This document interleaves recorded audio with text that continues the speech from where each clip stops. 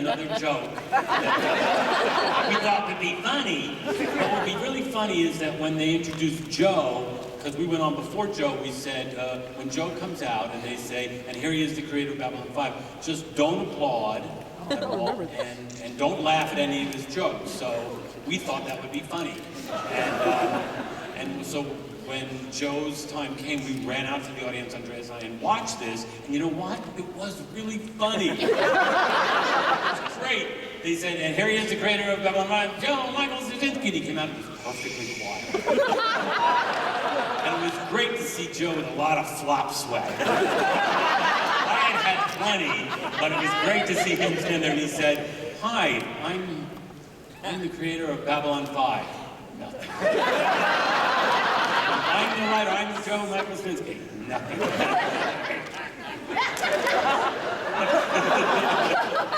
Anyway, Andreas and I just thought that was the funniest thing in the world. And then what happened? For almost 10 minutes. He really died out there. It was great. And then what happened, Joe? It was the most horrific thing. I'm sweating and it's awful. And then the two of them leap up onto the stage, explain it was all a joke, and on the way back say, nothing personal, of course. Now, I'm Russian. There's a reason to this day Stalingrad strikes fear into Germans. And I said, you realize this means war. But you can't do it too fast. You have to wait, you have to plan it out. So I let a month go by, another month, 3 months, 4 months went by. We had the Christmas party. Andreas comes over and says, you know, how you doing? And that whole business of the convention, we're all over that, right? Oh yeah, we're done with that, don't worry. I'm a dead man, aren't I? He says, no, it's fine, good. Time goes on. And finally, time for my revenge. And I write a scene in the script in which we see Jakar in his quarters talking to someone. I think he's talking to you, as a matter of fact. Yeah. And he begins having palpitations and collapses to the ground. They rush into the med lab. We see his body covered by a sheet, and something's happening to him. It's moving. What we discover is his species, when they get overly stressed, change genders.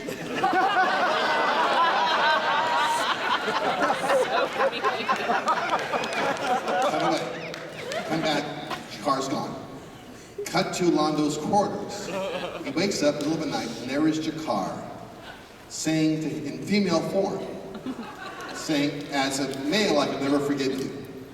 As a female, I can forgive you. And Londo's like, and you conquered my world, but you never conquered me.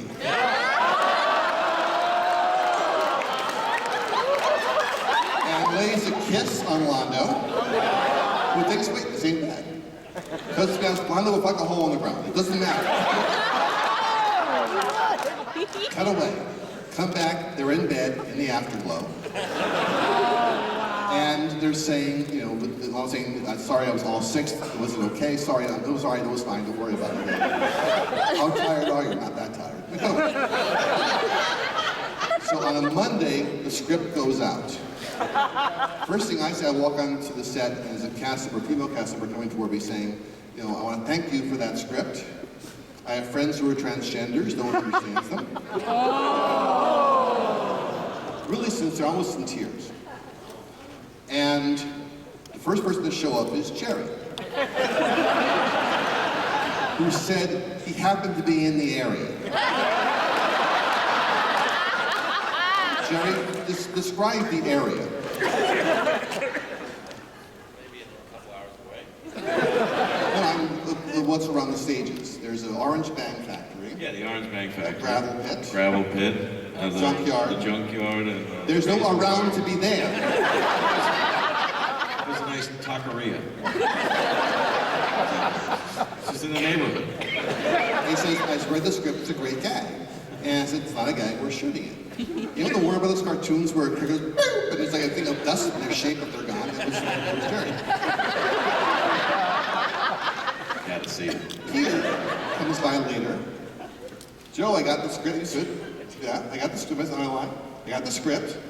Great gags. He says, no, we're shooting. And now I get the line that I've been sitting on for 5 months. I'm writing every episode of the show producing every episode. I don't have time to write something we're not going to shoot. We're shooting it. Now, I turn it over to, as I understand it, a small insurrection began amongst the cast. Talk about that. Well, I can say that Bruce called me, and we figured Joe was, he had written how many scripts in a row at this point, so we just thought he was just out of his mind. Anyway, Bruce called me really seriously one night and said, Peter, we really got to do something about this. This is not good, this script. And I remember Mira saying, it's horrible. What Joe has done. And of course, Andreas didn't believe it. He didn't believe it at all until you ordered that he be fitted for breasts. They had the costume people fitting for new large breasts. You must understand, the crew always took me seriously. We were going to start with Len as male, who's going to become female. So they knew that was the plan at one point, so they figured, well, he was just following up a previous thread. So I call in wardrobe. I said, I want proper design for, a nice dress for Jakar. Bring him in for a fitting. It's like boring dress. Get some options, and they're writing everything down furiously. I call Optic Nerve, our prosthetics guys, and say, I want a full chest cast of Andreas, in which they have to shave his chest.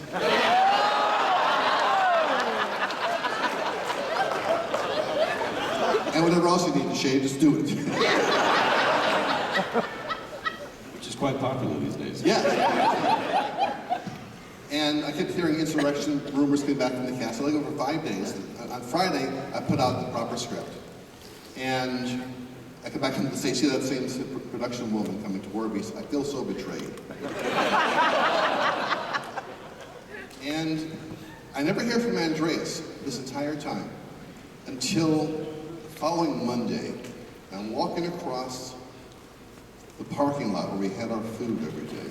Let me find this here. Hang on a second. Yeah, I got some. Leave those alone. Joe's address is...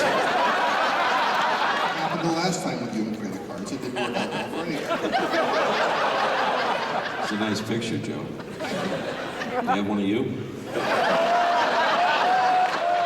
I can do that now because he's not writing my lines anymore. It was in here somewhere. Hold on. Me talk? What's that round circle?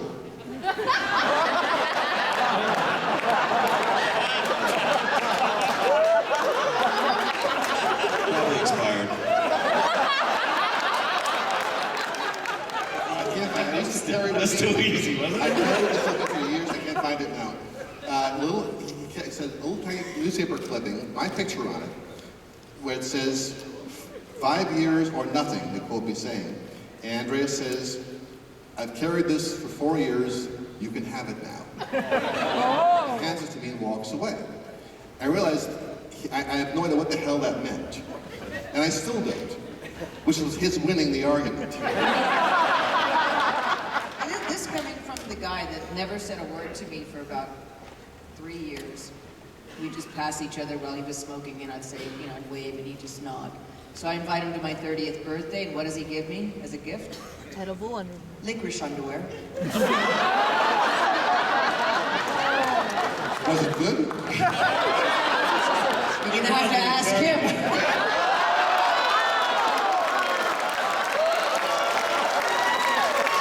The whole point of edible underwear, Joe, is to get a partner to eat it off.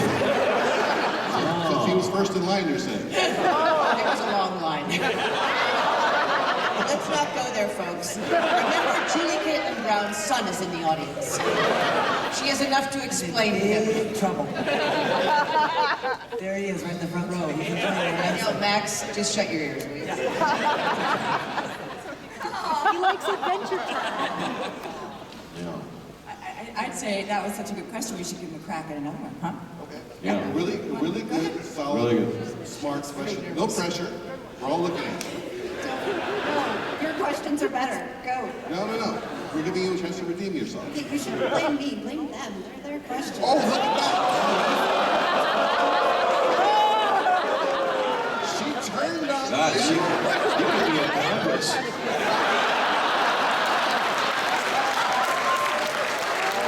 I gotta say, that script thing, I read the script and I went, God, I wish I had that part. I thought it was very cool, and I loved it. You know.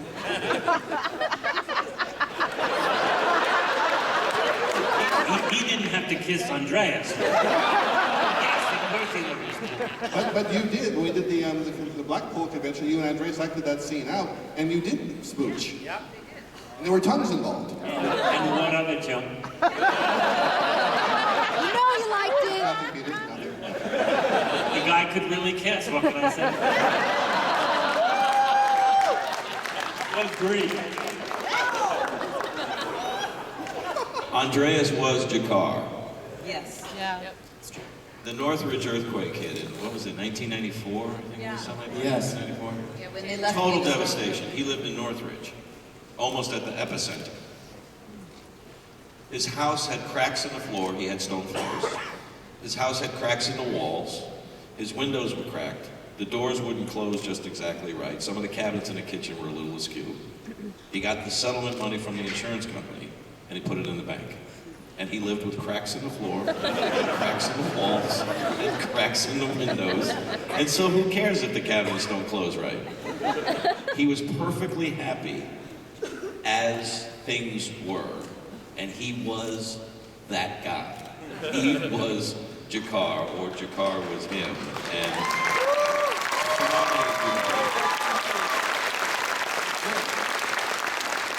Didn't you and Andreas live together for a while?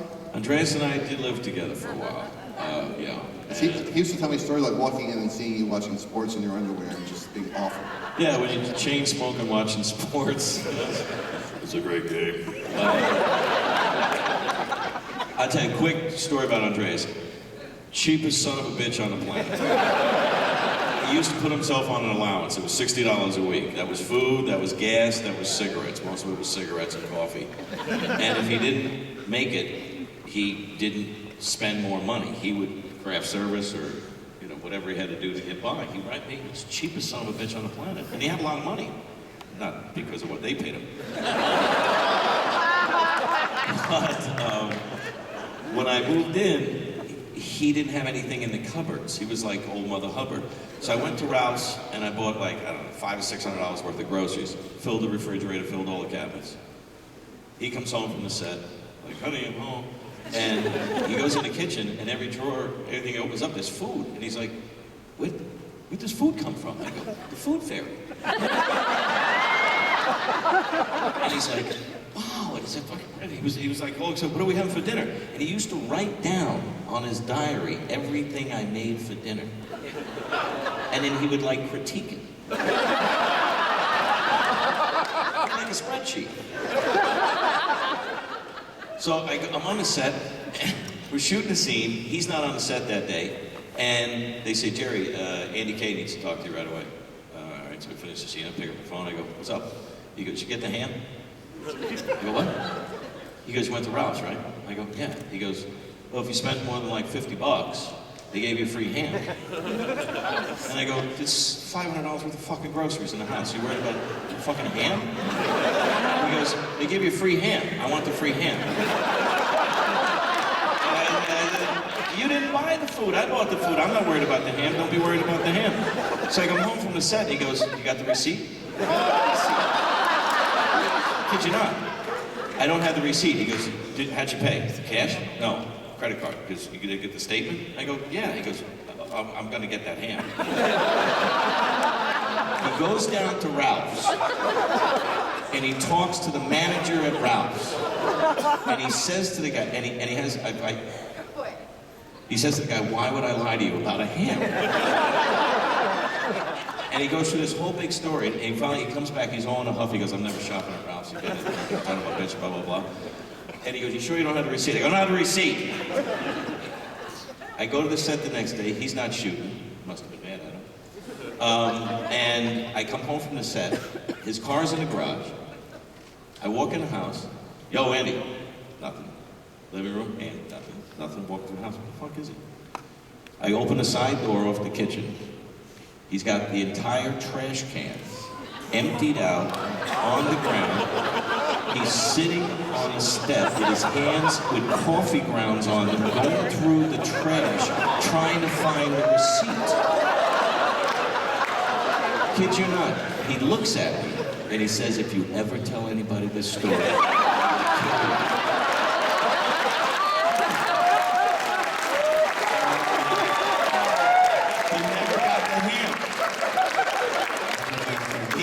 killed him.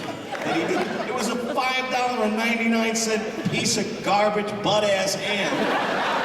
But because he didn't get it, I don't think he's resting comfortably at this point. One more quick insight into Andreas Katsoulis. All of us went to a convention in England, in Blackpool, and there was a group photograph that we all were in together. And there was a long queue, and we were all like this, actually. We were lined up together, and there's a long queue to get this picture autographed by all of us. And I was actually sitting next to, I was between Andreas and Jeff Conway. And so we're all signing the pictures, and I was after Andreas, and I noticed that he was signing the pictures, Queen Elizabeth, Madonna, Lady Di, this was before the accident, Lady Di, and finally I'd say to him, dude, these people are paying a lot of money for this. And he'd go, all right. And then he'd start writing Andreas. And I'd say, come on, can't they get to Katsoulis? And he'd say, no.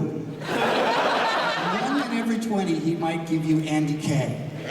But he did. He was a quirky cat. There was a lot of people that one lady had this entire photo with every single person who ever worked on Babylon 5 and the history of Babylon 5.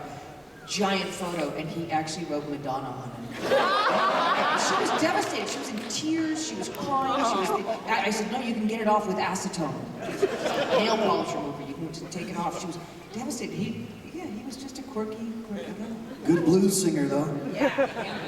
A question for Jason and for Tracy. You guys came into basically a running operation as customers is already in place when you walked in. Was it particularly difficult for you guys to come in when you did? To come, I can speak. To come to the show, it was a surprise because I auditioned for you, and as far as my agent was concerned, it was for a guest. And then I got the call from my agent saying, "Oh, you've got the job. It's for 3 years." What? And I've never, so as an actor, you don't get a job for more than a month, 2 months, maybe even a theatre play. Oh, you do like 18 months running the show if it's successful. But this was like, wow. And I did, I going to work, and then coming in, the worst thing, because I hadn't seen the show apart from a little bit, was that I paid for my wardrobe fitting, because it was quite quick. And I look terrible in Lycra. Because I knew it was science fiction. I'm just not going to look good in it. And then I get the wardrobe fitting, and I've got this bloody Shakespearean robe. I'm golden. I'm good on that. It's in the pocket, isn't it? He's showing off with the vampire thing. But everyone was so nice to me, and it wasn't that scary at all. It was straight into it, wasn't it? And then I had the opening scene, which was really good. Thank you very much. It's the best entrance I could have had. You know, like there I was sweating the spaceship. And I don't know. I felt good. I felt good about it. And then there was this black guy dude, Richard Biggs, who befriended me.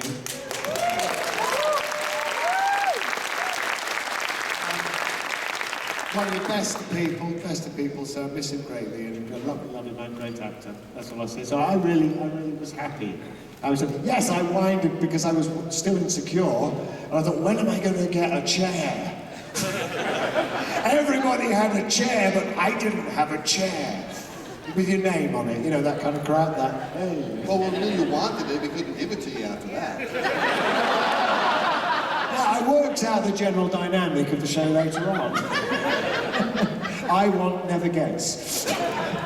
Tracy? For me, it was both difficult and easy because I was already a fan. I think most people who know anything about me professionally know that I'm a huge geek. And I was a fan of the show. I started watching the show actually because of Claudia. And I really wanted the part. And I think Joe knows, and Jerry knows, because he was at my final audition, that I really wanted the part. So that part was difficult.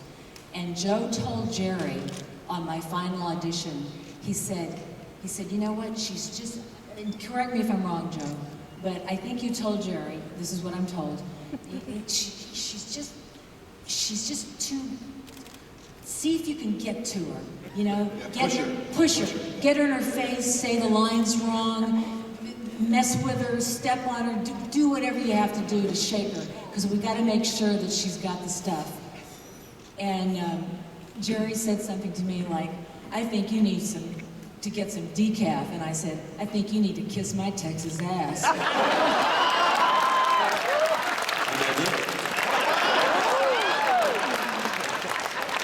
And he went back and forth with this. I recall the last line from me as you walked out the door was, lick me twice. Jerry thought he had the last. Okay, I'll be quick. But and all the suits from TNT and Warner Brothers, they were all in the room. It was all the big cheeses, and we're carrying on like this. And Jerry tried to have the last word and said, "Bite me." I'm like, "Lick me twice." And I walked out of the room, and I'm told that Jerry turned to Joe and said, I vote her the least likely to go to bed with me, but probably the best captain. It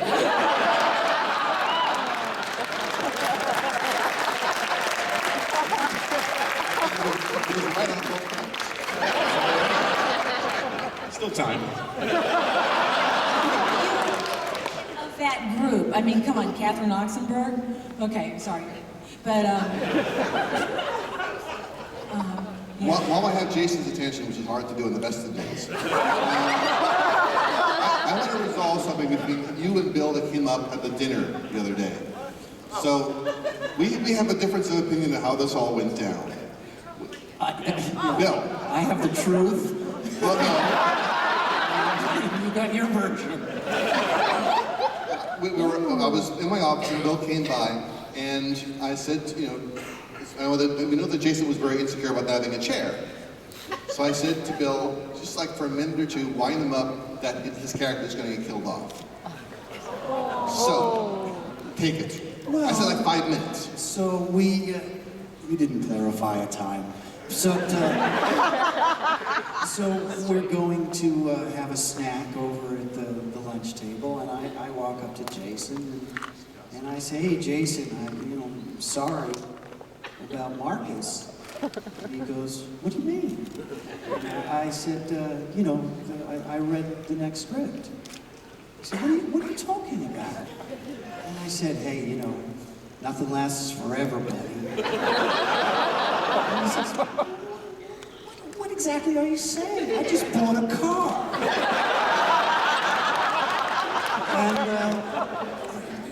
And take it, Joe, because when you I can take a bit of what you said, because you're coming to me with that kind of like, what? I think you even asked me, have you read the next script? Oh, no, I'm sorry. You actually milked it for a lot longer before I go, no, I did. I'm going, 8 hours. What are you talking about? What are you talking about? Before I actually got things happen, you let it out to I was absolutely, what the hell is going on here? But you see, as Joe wrote for Lanier, understanding is not required.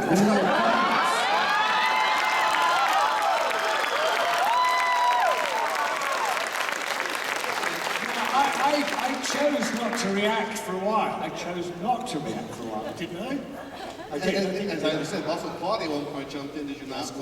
I was very bad. I joined the party big time. In fact, I take complete responsibility for the whole thing. Even though it wasn't my idea in the first place, but I always tell people it was because I thought it was so funny. Afterwards, it wasn't funny because Jason was really upset. And he said, I've got a family! That's when I started thinking to myself, maybe it's gone too far, but you didn't think it had gone quite far. I had played Anthony Fremont in the past. What I heard was you were sitting in the chair as this was all going on, and Jason's spinning higher and higher into the atmosphere, and you said, hey, Dom Sinclair. No, we also mentioned the guy that was sucked out of the airlock after being a dink. But here's the great synchronistic part of this junior high school joke, which I'm certainly not proud to be a part of, is Jason comes to the office to find out what the hell is going on here. And as Joe's assistant is typing next week's script. Jason comes up and looks at what she's writing on the computer screen. Actually, what she had left it there. She walked out of the room and left it there. And the line that was on screen, if I'm not correct, is Marcus steals himself for the death blow.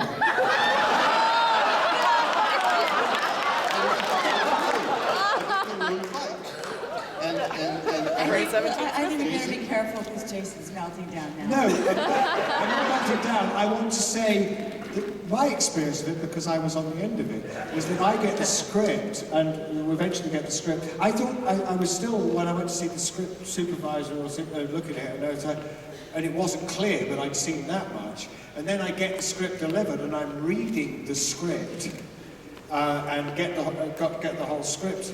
And you get the death blow, you get this, and it's all going to happen, it's all going down. And then in the script that everyone's...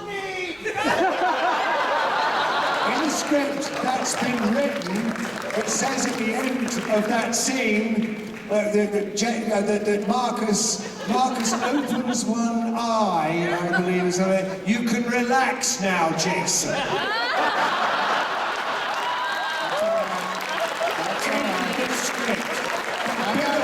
As you can see, I wasn't quite as affected as Americans seem to think because I'm a sturdy Brit. We went through the war. The hard way, we were bombed. It's true, it's in the blood. And then, I have to say, the guilt was so intense, apparently, amongst the people who were the protagonists of this particular gag, that I was surprised when suddenly there's a delivery at my house. And there's a big basket, you know, those big baskets full of stuff that you'd never buy, but it's quite nice. Those baskets with, you know, we're sorry, thank you very much, signed a card, and they thought, I was very sweet. I thought, fuck yeah, I got a big basket of shit. Play a trick on me again. I was all right. It didn't scar me. You know what was on the card? The thing that I was angry about, the thing that I was upset me about was the gag was extended for so long. Like, okay, we hoist someone up, and then we just hoist them, and then we pin them there, and then we nail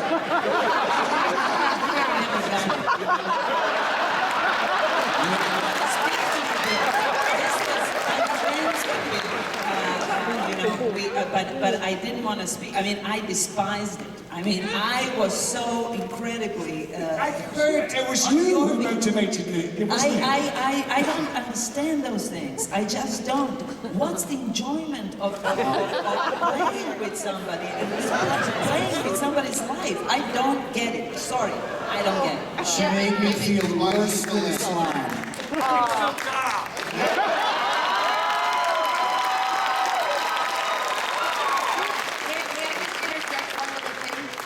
Mira, you never spent mornings in the human makeup trailer. That's it. Yeah. That moral core is why you played the Lynn. You were always the global one. The Lynn would never play a practical joke. The Lynn wouldn't understand the practical joke. Woohoo!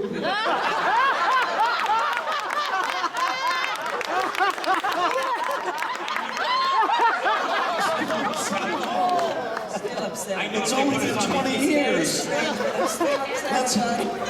We need an exorcism. It's okay. Smoke a joint. You see, I knew if they put us on these couches, this would turn into a therapy session. Is our time almost up, Doctor? We have half an hour yet. Oh, half an hour. Is that glorious?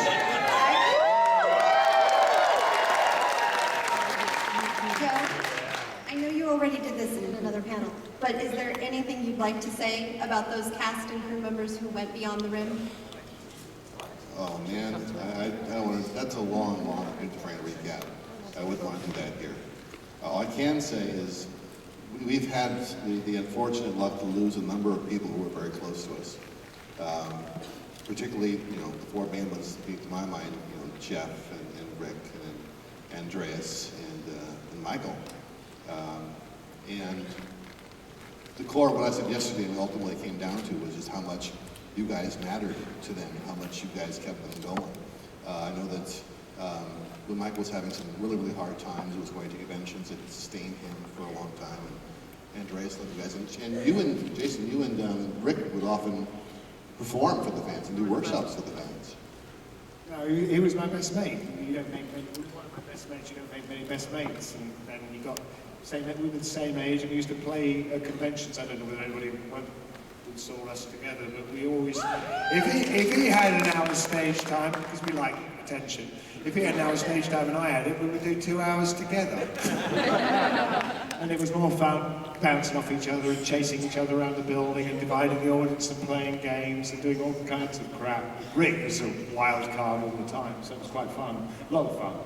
If anyone wants to jump in with any stories about I those... would like to say something about Rick. if Yeah, you don't please. mind. We were checking into Atlanta, I think for the first, that big mall tour or something, and my mother was with me.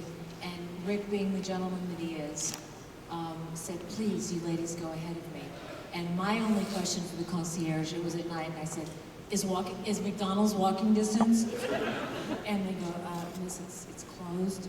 And Rick's question was, is the gym still open? He would have been the last person I would expect, and it was... Well, one other thing I've got to say about Rick is Rick and I used to often go to conventions together because we liked each other, and we'd often share rooms or get 2 rooms together and knock them through, and we never really had a relationship. I tried, but it didn't work. But I would always joke with me because I'm a clothes horse and I'd carry like loads of luggage and bring loads of clothes. Rick would only bring his photographs. And a couple of items of clothes, say, what you got? Oh, yeah, that looks good. Put a shirt on and he'd wear my clothes. He would never check luggage. He'd never check luggage. He would just carry a small bag and then borrow my clothes. Walter, oh, sorry. Oh, I'm sorry. No, speaking of clothes, Andreas used to wear his underwear until the only thing that was left was the elastic band.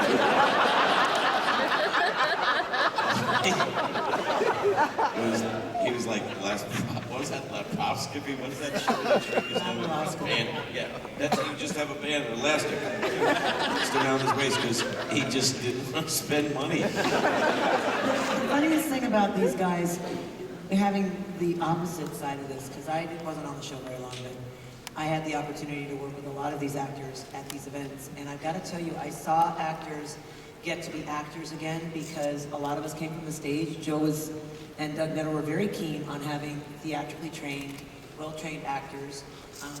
And what's a joy being live in this arena is you do have to perform. You know, so them getting up and everybody, I mean, Billy doing concerts and people doing, pieces of plays but the funniest thing about Andreas that I remember is him realizing he was a sex symbol. He had no idea how much you loved him. He used to say to me when he got to wear the male chest, wow, I look good. Okay, this is good. I could just be Jacquard. And he liked being Jacquard. He thought he was really handsome as He Jacquard. liked being Jacquard so much I didn't meet Andreas for at least 2 months. He would just stay in the makeup. But I'll never forget the first time he got to a convention and realized that women wanted him. It was the funniest thing I've ever seen in my life. He got 2 feet taller, his chest came out, his stomach went in, he was excited. It was lovely to watch, all of you guys give your craft to you guys, and then have you guys come back and go, oh, thank you. You can do this and you can do that. It's not just being on Babylon 5, it's all of your careers. And it's been a joy to watch you all do that. And thank you for watching.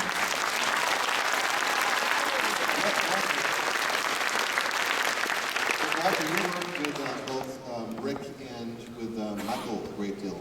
Any thoughts about those individuals from your point of view? They were 2 people who were diametrically opposed. Michael, it was quite obvious that there were problems with him from the get-go. And Rick was a terrific guy, he was a loving guy. In fact, whenever we met, he would kiss me, and I would, seriously, kiss me on the cheek, and at first I felt, this is a little uncomfortable. Because he was black. 5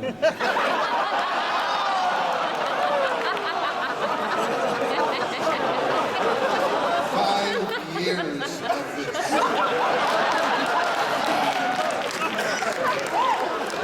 It's too easy. And then one time, he didn't. He didn't kiss me, and I realized that I missed it. I was used to it by that time. And I was saying, why isn't he kissing me? This is the perfect opportunity for our memorial video. No, really, we have a memorial video?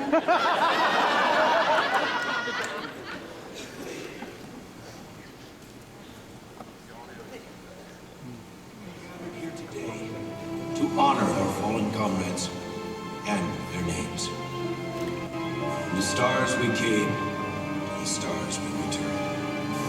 From now until the end of time.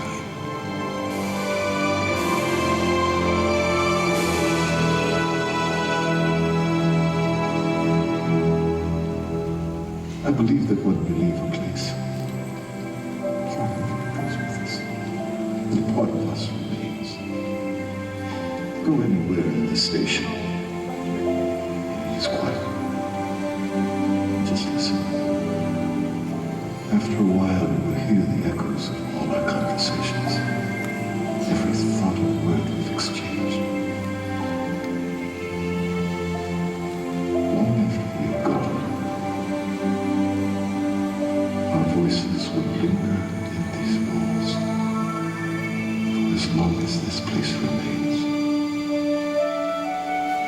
Zathras does not want to die, but if it is the only way that Zathras dies, it is life. This place, every part of the station has somebody's fingerprints on it. Layers, people's lives. There were times I thought none of us would get out alive. Some of us didn't. But we did everything we said we were going to do. Nobody can I can tell you that it's just you.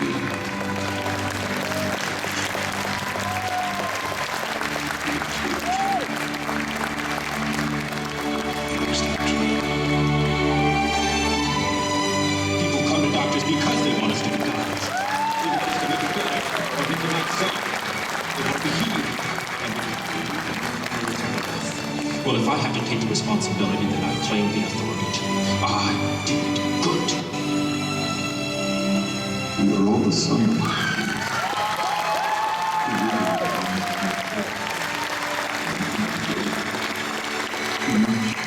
This doors have washed away. My rains have come and gone. Yours are just beginning. We have hard times, we suffer, we lose loved ones. We will lose some friends and gain new ones. It was never easy. It was never meant to be easy. Enjoy them for what they are. And remember them for what they were.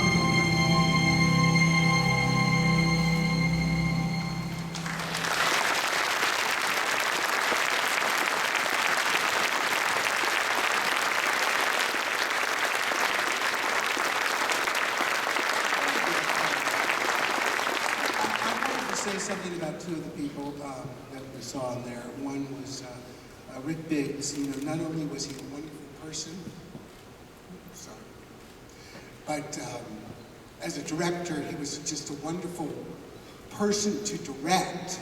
You only had to tell him things once or not at all because he was always hitting it right on the head. You know, and he was such a wonderful actor. You know. I know he did soaps and stuff, and just, I think he was just an underestimated actor. You know, to me, he was just a wonderful actor, and the other person was Andreas, and I don't know if you realize, you know, it's hard enough acting, like normal acting, but to act through pounds of rubber and red contact lenses, and I had a scene with him. And I really had never interacted with him. I was in scenes with him. I had one line or two lines. I know Peter and I, as characters, talked about him a lot, and Peter hated him, and I said, oh, he's not so bad. And then, of course, I get in trouble with Peter, Orlando. But I had a scene with Andreas that just blew my mind. It was just a scene where we were in an elevator together. And my race was, kind of the Nazis of his race. And, the character was very uncomfortable, as Veer was. And Andreas cuts his hand, and every drop of blood, he said the word dead, and he was counting the people that my race had killed, and he was going dead, dead, dead, with his red eyes just glaring at me, and the powerfulness that came from him, when they would say cut, I would go, Andreas, I'm so sorry. I mean, oh my Lord, he was such an amazing actor. And it just, it affects me today to recall that scene and to be, lucky enough to act with Andreas Katsoulis. I'd like to share a little bit Andreas thought.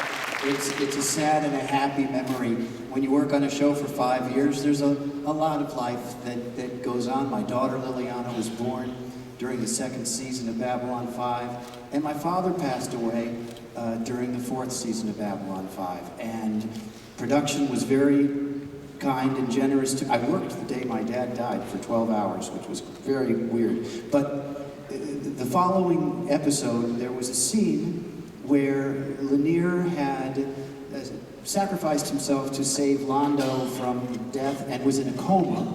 And the various cast members came to MedLab to talk to Lanier while he was in a coma. Well, they filmed that scene on the day that my father was buried.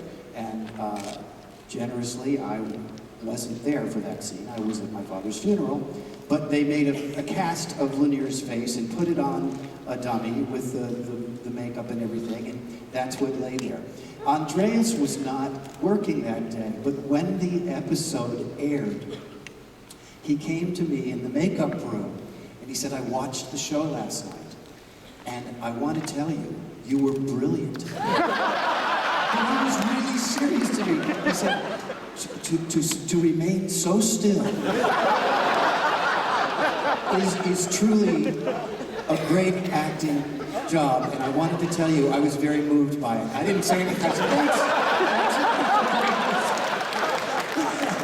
I just remembered that now when you said I would that. like to say something about Jeff Conaway. He and I had been friends since 1981, and we were very close friends. I used to go shopping for his wife for Christmas. He'd go, yeah, she likes what you like. Get her something and I'll give you the money back. And I said, but she's real fair and I'm not. And he'd go, you can figure it out, just do it.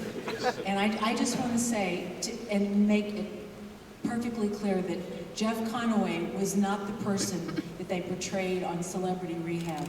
He was a good man, and his pain was brought on by a horrible back injury from all the dancing in the Broadway, and it was just a downward slide, and he was a good man, and I'll never forget him. Thank you.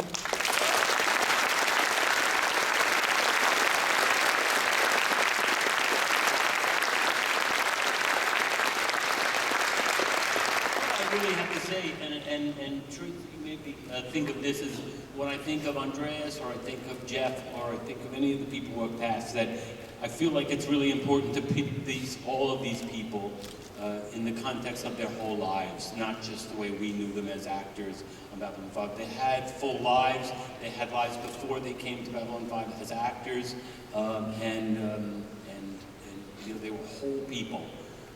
And I just think it's important to remember them as more than just, you folks have all their work to look at, but they had families and they had ups and downs and children. And I talked with Andreas's family still, and a couple of days ago, Kate said, "Oh, please remember my dad." I can't even talk about it, but she said, "Please remember my dad at the convention." And I thought, and I wrote to her and I said to her last night, if you knew how much people love Andreas and with how much affection and love and joy people have, and it's just important to remember that they had families and they were whole people. That's all I have to say. sing. One of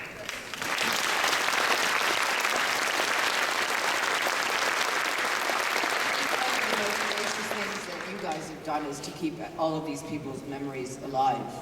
And I think that that's a huge shout out to you. I've seen compilation, beautiful memorials about Zathras and Tim Choate, who died so young and so tragically and lost, left little children behind. And there's some people that would make these videos for their families. You've sent notes to Lori Biggs. She has a very active Facebook life. And everybody's been so supportive in everything, whether it's death or tragedy or whatever we've all gone through. You guys are the best. And I just want to say thank you to all of you.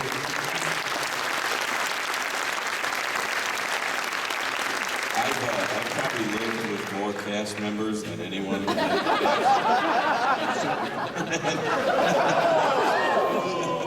He did live with Bruce. He lived with... I live with Bruce, I live with Andreas, I live with Andrea. Anybody else I missed? Walter? No, Walford. Doesn't look back. That's why I say, well, thank God. We're all kissing Walter as we leave today. We were kind of like all just different ships that met at night in a marker where we were all tacking to the same point, and we all got together for this thing called Babylon 5. And as you pointed out, we've watched people get married and have kids, and we're not separate from you or you separate from us, because we've all been on this like really wild 20-year kind of ride since 1993, where we know about what's going on in your world and you know about what's going on in our world, and it's been a very cool kind of an exchange, because we see the same people and we meet new people and we hear about the good and the bad and the ups and the downs, and we're just all in this great cosmic clusterfuck together. And you got to keep our elbows out and say, this is our space, don't fuck with it. And as long as we got a shot, as long as we're here, as long as we wake up in the morning, we're ahead of the game. So I don't know what's going to happen tonight, but take advantage of it as long as we have the opportunity to do it.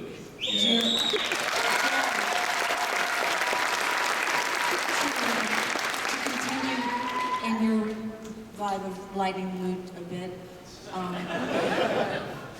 I was once at Jerry's house with Bruce, and this is how pathetic we are. We were watching Galaxy Quest together.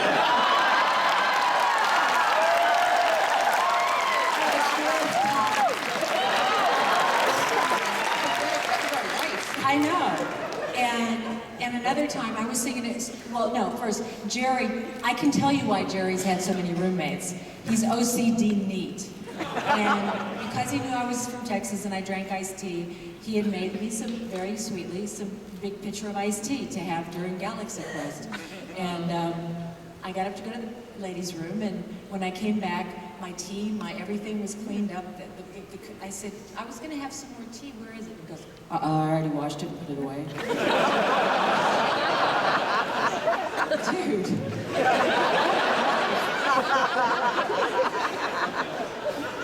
It's a gift. Pat, you want to talk about the elevator scene with you and Rick and Jeff? Oh, Jeff. Well, I guess that we, in Third Space, there's an elevator scene with Jeff and I, and we were short, like 3 minutes or something like that. And so Joe let Jeff and I know that that day, or that evening, we'll receive in the day, we get faxes of a new scene we were going to shoot the next morning, first thing next morning. And it was basically a 3-page monologue for Conway. And I just talked to myself because I'm possessed by Vorlons or something. Again.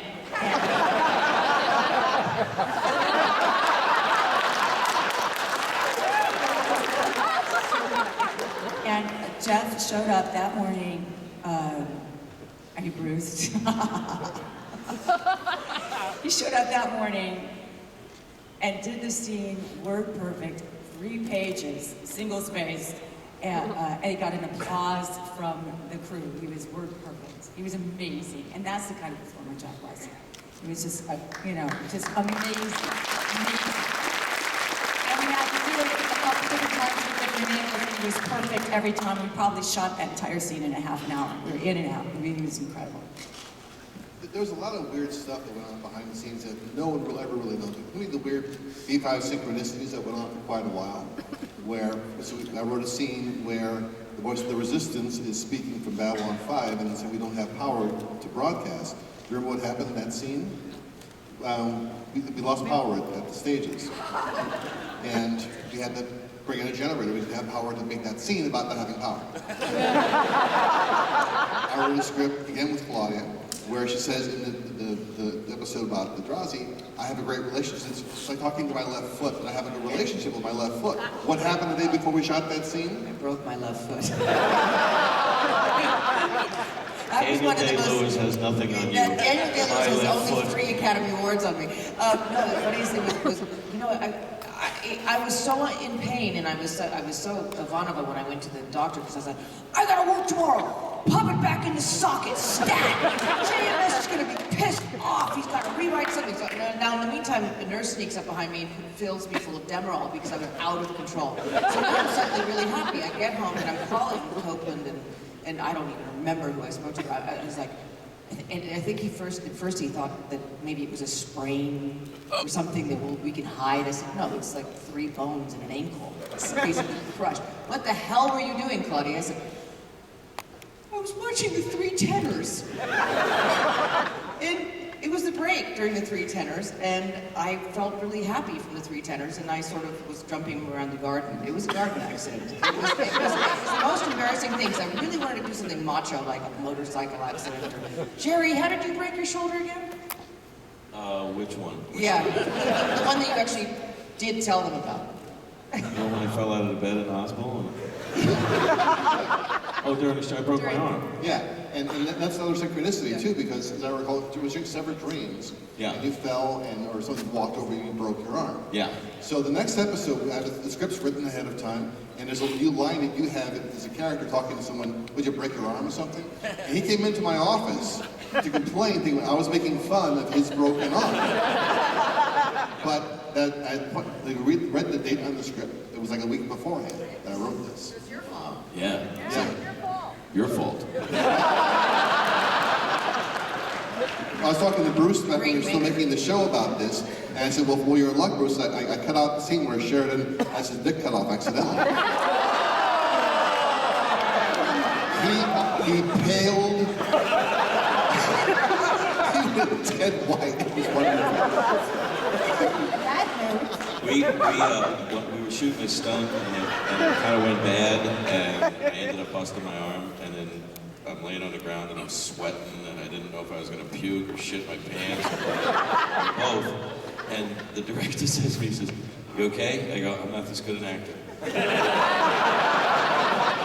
broke my arm. He goes, we got a problem. I go, we? He said, we missed it. We shot it again. With my arm was like taped to the gun instead of swinging it. And it went bad again. I hit the deck a second time. And he goes, we just need one more piece. He says, stand against the wall, you'll slide down, Jeff will come in, he'll help you. And he goes, use that exact look. So I'm all blood, his crap, shit, from the scene. And then, what was the guy, the gangbanger that was working in the front office? He was all tatted out. Oh yeah, the gangbanger. The gangbanger, right?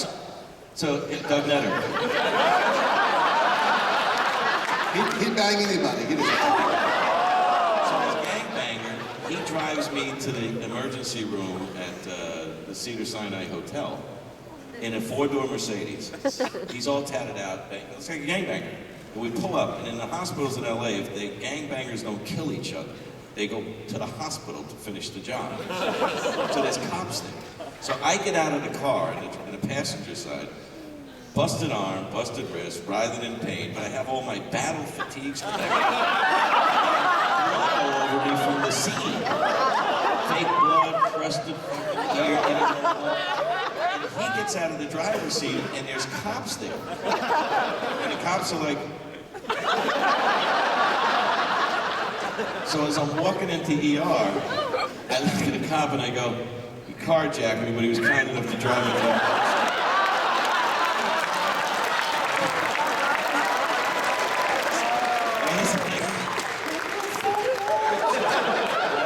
Let me inside. So I go in and I go, look, I don't have a lot of time for this. I'm not good with pain. I need some narcotics. And then Andrea came like 20 minutes later, and you come running in. I'd gotten a phone call that you were on your way to the emergency room and that I should rush over, and so I'm trying to find him. And they said, well, I said, his name is Jerry Doyle, and they weren't sure who I was looking for. And I said, well, he's a very tall man. He's wearing like a sci-fi uniform and a lot of makeup. And they said, we get loads of those here. At this moment in time, I have to cut in, I'm sorry. But we have a very special video presentation. We were just on a roll.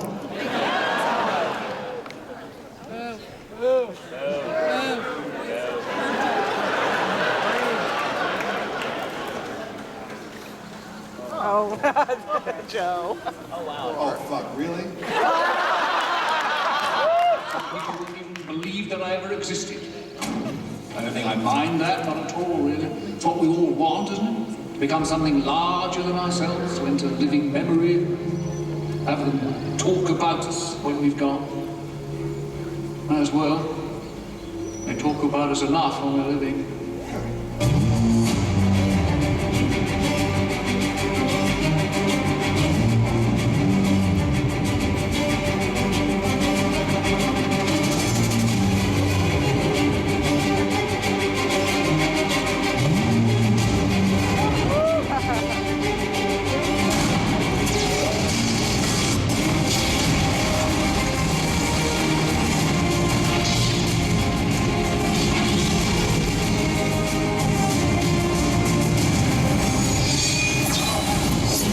Incarnate. And the last living thing that you are ever promised.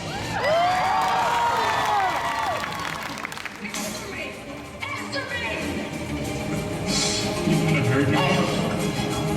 You will not modify in the breath I take after I kill you. With the first breath of my life. There is no greater power in the universe than the need for freedom. Against that power, governments, tyrants, and organs cannot stand. It will take 1,000 years. We will be free.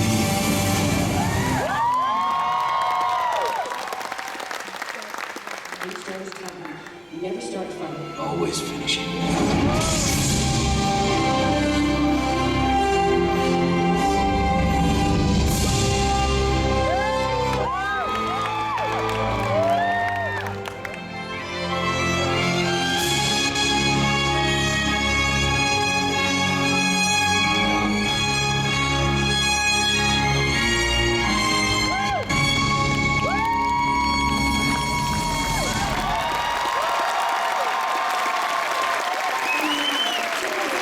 Arizona Pop Culture Museum Lifetime Achievement Award for outstanding contributions in popular culture through television, film, and comic books, Mr. John Edwards of the Arizona Popular Culture Experience.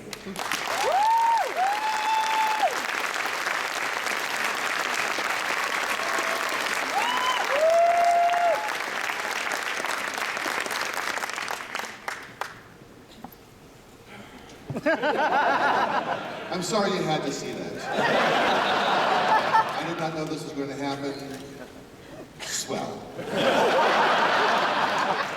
as you can see from the last short film there, Mr. Straczynski has enlightened us, educated us, entertained us, and inspired us.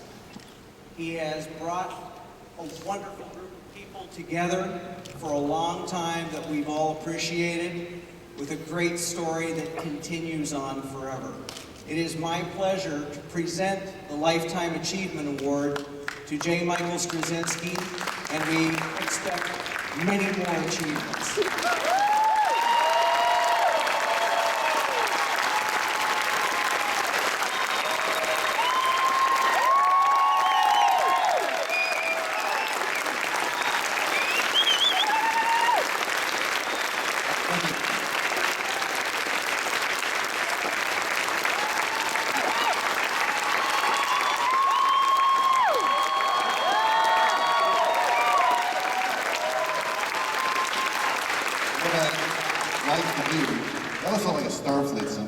me. Is A, dedicate this to our absent friends, and his memory is still very bright. And we are almost out of time, I believe. I want to allow everyone here to sort of have their last words, talking about themselves or the convention, or anything you want to talk about to say goodbye to this great assemblage of talent from today. And parting comments. Jason, starting with you. Okay. Well, I just want to make a comment to Phoenix Comic Con for the excellent hospitality. This is about the best, most friendly con I've ever been to. I just want to say that Babylon 5 was absolutely crucial in affecting my life in a profoundly wonderful way. And I'm very grateful for being involved with all the people who were part of it.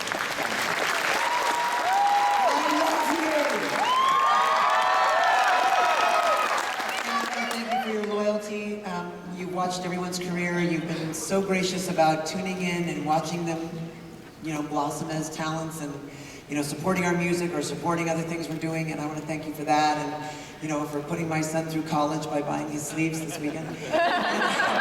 Thank you so much for your hospitality. Truly, truly gracious Phoenix. Thank you very much.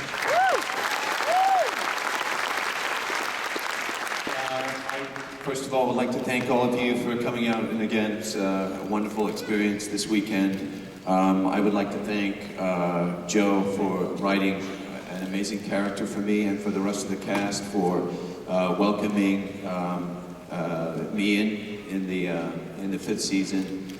And it was my first television performance. I learned a lot working on the show with all of you, and it was a great pleasure, and I've enjoyed all of the following years, and I feel very proud to be a part of this family.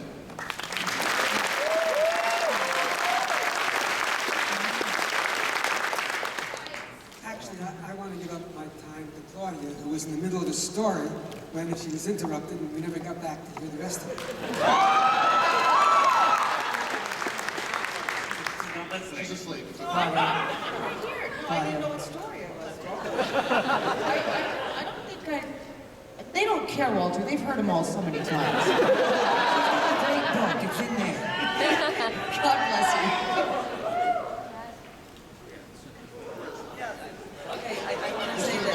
This is a normal Babylon 5 reaction. When someone starts to tell a story, we sit. I want to say that Babylon 5 happened to me at a time when my life went through an incredible rupture, when I felt broken as a person, and that it lifted me to something completely different, to another life.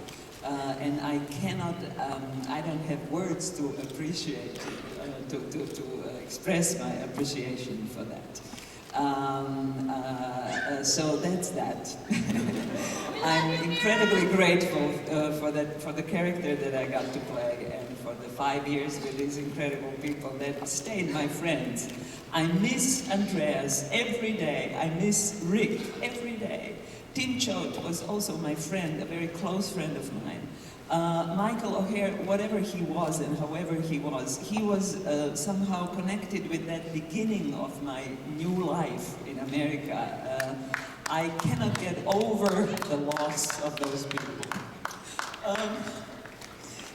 Richard Compton, who cast me in this role, was crucial for what happened to me. I mean, the loss is unbelievable, and they're here. In my, it's so pathetic. It's so stupid to say that, but it's really true. It's really true. We carry them on. We carry them, and they live on with us, in us. So that's that. As far as this convention goes, I mean, I've never been, I totally agree with Jason, it's the most friendly, the most caring, and the most kind, and somehow human convention I've been to, and I truly appreciate it, you know, all the organizers and so on. Every little detail functioned, clicked, and was perfect. Thank you for organizing this. I think we needed it. We needed to get together. We needed some kind of closure, some kind of emotional bonding of after so many years, because many things happened that were not so great, and so on and so forth. And now somehow I feel that we came through it, and we're on the other side, and I'm so happy about it. I'm so glad to see every, and each one of you. Truly happy. And I thank you, of course, I can't thank you enough, because you were crucial for our survival and this new family that we achieved with Babylon 5. Thank you.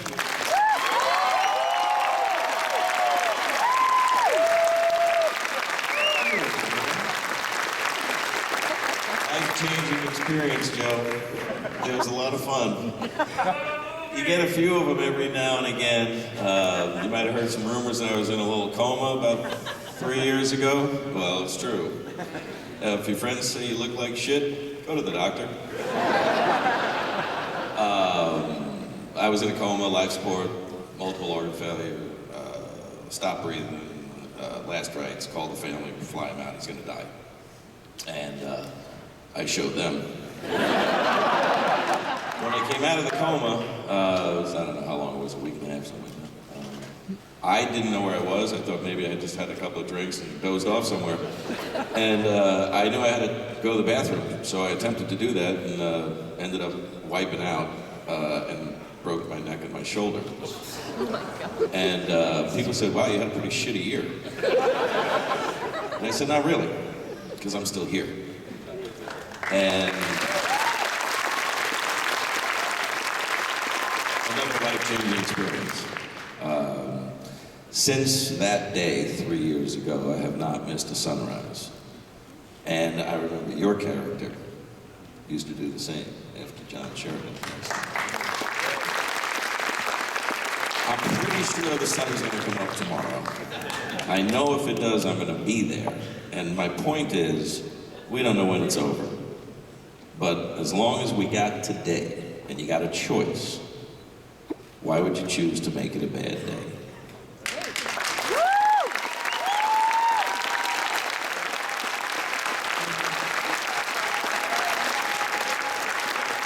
How am I supposed to follow Mira and Jerry after that?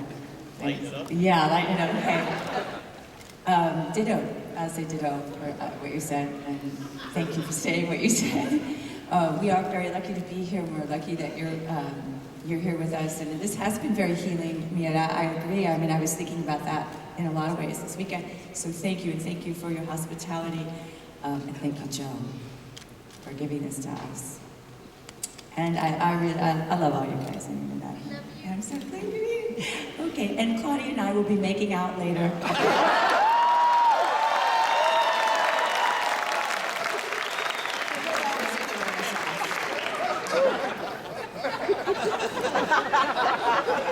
Top that, sister. Twosome became a threesome. You know, it's phenomenal to me to look around and to have met all the people that I've met at this convention, to see everybody again after all these years.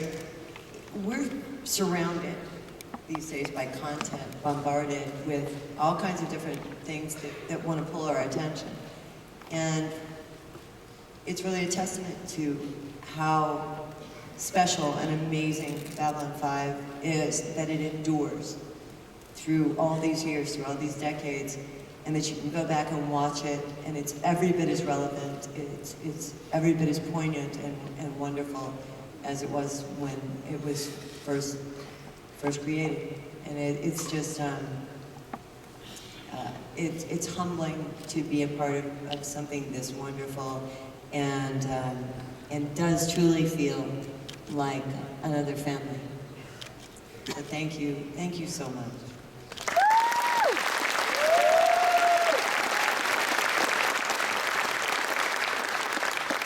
I always love the work when the work is good, and on this show, I guess it's appropriate. I feel like I've said it so many times, and I'm going to say it again and say it aloud. This seems like the time to say it. to thank Joe for this incredible ride, this wonderful character I got to play, to all the words that you gave me to say. And I thank you for, I always love great writing, but I had great writing here, and that makes the work so worthwhile, the work that's all about. And then to have these people as fellow actors, you know, and then we include Andreas and everybody who's not here. You know, the work was just, it was fabulous to do and great to do, and then to have friendships among these people too, you know, it just got better and better. And then who knew when I took this show that I would inherit all of you and this world, fandom, and the love that you people continue to give. So I thank you, and I thank you, my fellow actors, and I thank you, Joe, for this wonderful experience. Thank you.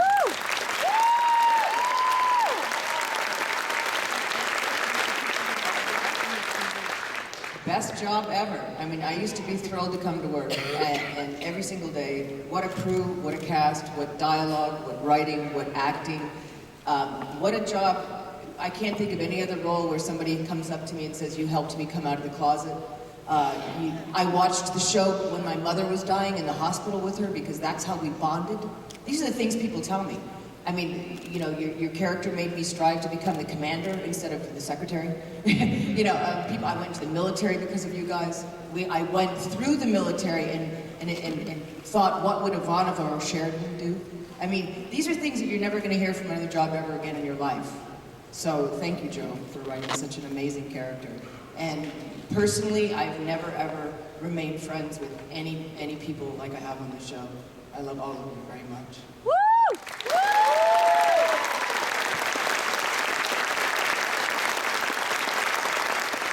Thank you kindly to the Phoenix thank you, Comic Arizona, Con. too. Yeah, it was a great story. I ditto everything that Mira said, and this is the best con ever, I swear. People are amazing, everybody's been nice, and every detail's been attended to. You didn't even have to chase anybody down for per diem. What a godsend. So yeah. Thank you kindly, Phoenix Comic Con. Regarding Babylon 5, it's just a TV show, but it's a real good TV show. One thing we all have in common, we like to fantasize, we enjoy science fiction. I would encourage you all to remember, for the time being, this is the only planet that we have, so do your best to take care of Mother Earth, respect all the living things on it, and we'll be here tomorrow. We'll be back tomorrow, so we'll see you then. Thank you.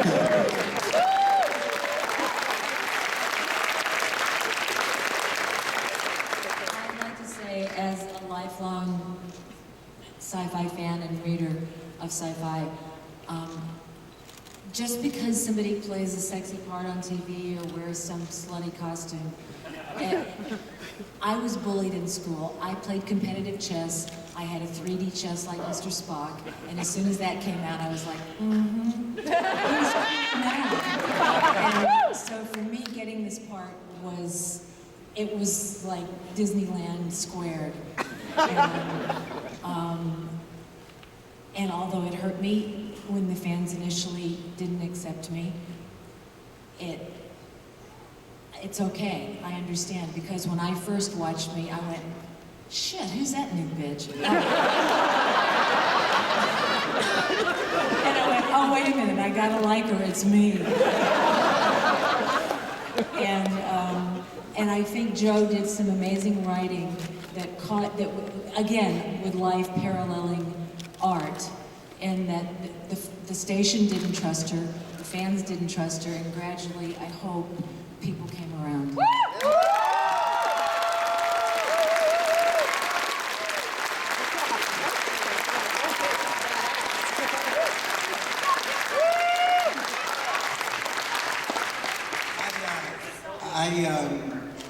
I hated all the sexy costumes I had to wear.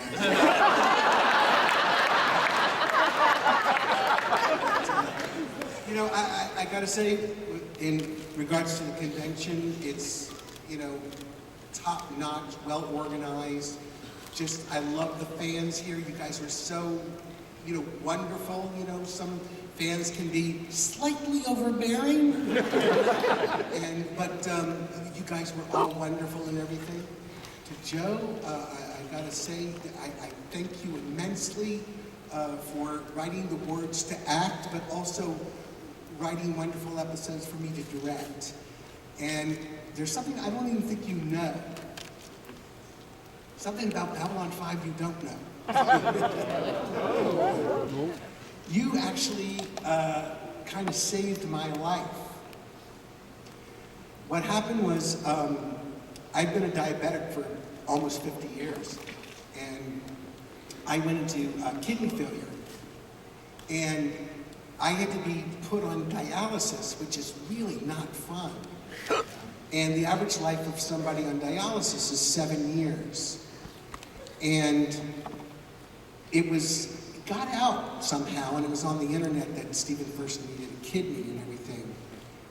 And a Babylon 5 fan got in touch through a third party and said that I loved your character on Babylon 5, and I loved the show so much.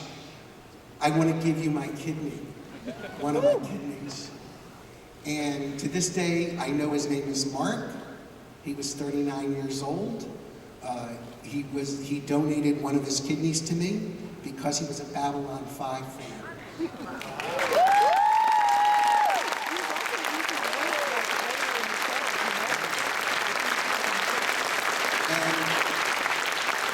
The only thing I could say when this happened was, oh boy, is this great!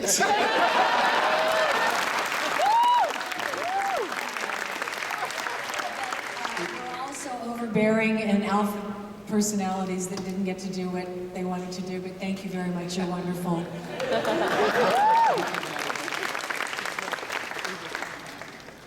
When you write a show, you hope that you will have the opportunity to see your words survive at all in any way, manner, shape, or form, let alone brought to life by a cast as extraordinary as this, by a crew as extraordinary as we had, that worked overtime to make the show look good. We had no money to make the show, but they busted their butts. I want to recognize the crew for having done that, the cast for having come to work with it. Everyone always knew their lines. In fact, there was one actor who showed up who didn't know his lines as a guest actor. I understand you took him behind one of the sets, and as I say, had words with him. I was there and decked him. And you know that this experience will never come again, and it never has. There are other shows, other projects, but nothing along the lines of what this was. We were a band of misfits, all of us. It was Alan the broken toys in many respects, but we bonded together and worked together. And I owe everyone here a tremendous debt of gratitude, as well as to the fans across the world here in Phoenix. And if there's any thought that I would send out to you, yesterday I mentioned that when Andreas knew that he was leaving us, he called for our last dinner, last supper. It was Peter and myself and Doug Netter. Other producer was proves that he was delusional his last days and had no taste whatsoever. And we had dinner, and Andreas said, "Tell me all that dirt I never knew," which we, of course, as he said at the time, who am I going to tell? And knowing that he was on his last legs. And on the way out the door, as we all walked out, he stopped each one of us, and there was a pause that he looked in our eyes, and we knew that it was the last time we were going to be seeing each other. And and hugged us, and I'll never forget that look of saying, "I appreciate this moment. I appreciate you in my life, and whatever that happens to be." And what I would say to you as you go, not just here, but when you go home as well, look to those around you, look to these people, look to your friends, to your family, with that look, with that understanding that this moment is just here for the moment, that this day will never come again. To tell those you love what you feel about them, what you care about them, and hold on to them and be generous with your kindness, generous with your words, generous with your gestures, and to do that in memory of Andreas, in memory of Babylon 5, And on behalf of everyone up here, thank you for your support over the years, for your own kindness, for your own gestures, for your own compassion. It has meant the world to us. Thank you.